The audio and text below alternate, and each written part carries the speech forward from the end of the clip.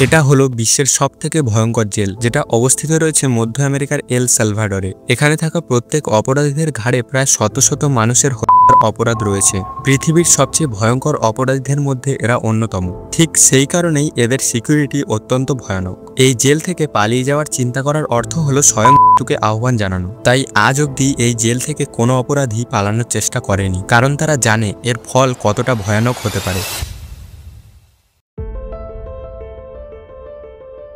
এল সালভাডরে অবস্থিত এই জেলের নাম হলো সিকট। এই জেলের মধ্যে প্রায় সবসময় উজ্জ্বল এলইডি লাইট জ্বলতে থাকে, যার কারণে জেলের মধ্যে থাকা কোনো কয়েদি সময় সম্পর্কে কিছু বুঝতে পারে না। ফলে কখন রাত এবং কখন দিন সেই সম্পর্কেও তারা অবগত থাকে না। আর ঠিক এই কারণেই তাদের স্বাভাবিক ঘুমের রুটিন নষ্ট হয়, যার জন্য তাদের মানসিক ক্লান্তি, চোখের সমস্যা এবং বিভ্রান্তি তৈরি হয়। এটা আসলে মনোবিজ্ঞান নির্যাতনের একটা কৌশল। বেশিরভাগ ক্ষেত্রে দেখা যায় যখন এই কয়েদিরা ঘুমাতে যায় তখন তাদেরকে দেওয়া পাতলা সাদা চাদর দিয়ে তারা মুখের সামনে আলো না আসার জন্য ঢেকে রাখে। এতেও তাদের খুব বেশি একটা লাভ হয় না, কারণ তাদেরকে দেওয়া চাদর খুব বেশি একটা মোটা হয় না। ফলে ওই তীব্র এলইডি লাইটের জ্যোতিকে ওই চাদর রোধ করতে পারে না। তাছাড়া শীতের সময়ও তাদের পর্যাপ্ত পরিমাণ কোনো জামা কাপড় দেওয়া হয় না, তাই তাদের সবসময় কংক্রিটের মেঝের উপর ঘুমাতে হয়, যা অত্যন্ত একটা কষ্টকর ব্যাপার। এই কয়েদিদের প্রতি 2 সপ্তাহ পর পর নিজেদের চুল দাড়ি শেভ করতে এবং মেডিকেল টেস্ট করতে হয়। এখানকার সমস্ত মানুষকে ন্যাড়া মাথায় এবং দাড়িবিহীন অবস্থায় দেখা যায়, কারণ তাদের দাড়ির মধ্যে ছোট কোনো একটা অস্ত্র লুকিয়ে রাখার ভয় থাকে। তাছাড়া জেলের মধ্যে থাকা কয়েদিদের থেকে সেনাবাহিনীরা প্রায় অনেকটাই দূরত্ব বজায় রাখে, কারণ এরা ভয়ঙ্কর অপরাধী হয়। এরা জেলের মধ্যে থেকেও আক্রমণ করতে পারে বলে মনে করেন সমস্ত অফিসাররা। এই জেলের মধ্যে থাকা সমস্ত বন্দীদের কখনো তাদের পরিবার অথবা প্রিয়জনদের সাথে দেখা করতে দেওয়া হয় না। এই জেলে একবার কোনো ব্যক্তি ঢুকলে তাকে সারা জীবনের জন্য বাইরের সমস্ত সম্পর্ক বিচ্ছিন্ন করতে হয়।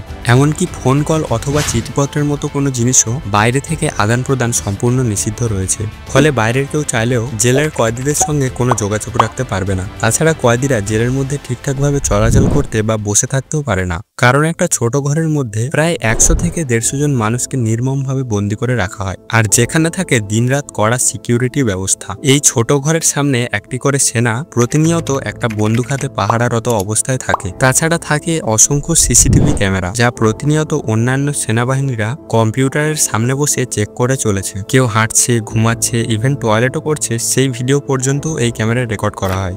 প্রতিটা কারাগারে সাধারণত মাত্র একটাই টয়লেটের ব্যবস্থা থাকে, যাতে কোনো পর্দা বা দরজাও লাগানো থাকে না। ফলে টয়লেট ব্যবহার করার সময় সকল বন্দীদের সামনেই ওই ব্যবহারকারীকে উলঙ্গ হতে হয়, যা সত্যি একটা অত্যন্ত লজ্জাজনক বিষয়।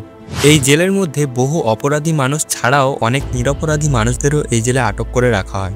আসলে এই জেলে কোনো রকম উপযুক্ত প্রমাণ ছাড়াই অপরাধীদের বন্দী করে রাখা হয়। যেমন অপরাধীদের গ্যাংয়ের কোনো সদস্যের সঙ্গে যদি কোনো নিরপরাধী মানুষ ছবি তোলে, তবে তাকে ওই গ্যাংয়ের সদস্য ভেবে ওই জেলে আটক করা হয় এবং তার উপরও চলে এরকম নির্মম অত্যাচার। সিকট জেলে বন্দীদের একে অপরের সাথে কথা বলতেও দেওয়া হয় না, কিন্তু তাও যদি কোনো বন্দী একে অপরের সাথে ফিসফিস করে কথা বলে এবং তাদের অফিসাররা ধরতে পারে, তবে খাবার বন্ধ, জোরপূর্বক হাঁটানো এবং অন্ধকার ঘরে কয়েকদিন তথা কয়েক সপ্তাহ আটকে রাখার মতো শাস্তিগুলো তাদের ভোগ করতে হয়। এই জেলের প্রতিটি সদস্যকে এইভাবে নির্মম অত্যাচার করার শুধুমাত্র একটাই উদ্দেশ্য, এদের এই জেল থেকে বাইরে যেতে না দেওয়া। তাছাড়া এই জেলের প্রতিটি অপরাধীকে এই নির্মম অত্যাচারগুলি বারবার মনে করিয়ে দেয় যে তারাও ঠিক এরকমই নির্মমভাবে কাউকে একসময় হত্যা করেছিল। তবে এই অপরাধীদের জেলের মধ্যে অত্যাচার করার পাশাপাশি ব্যায়ামও করানো হয়, যাতে তাদের শরীর সুস্থ থাকে, কারণ একটা সুস্থ শরীরই একটা সুস্থ মন গড়তে সাহায্য করে। তো এই ছিল আজকের ভিডিওটা যদি ভালো লেগে থাকে তবে একটা লাইক করে দেবেন, আর এরকম আরো ভিডিও পেতে চ্যানেলটিকে অবশ্যই সাবস্ক্রাইব করে রাখবেন। ধন্যবাদ।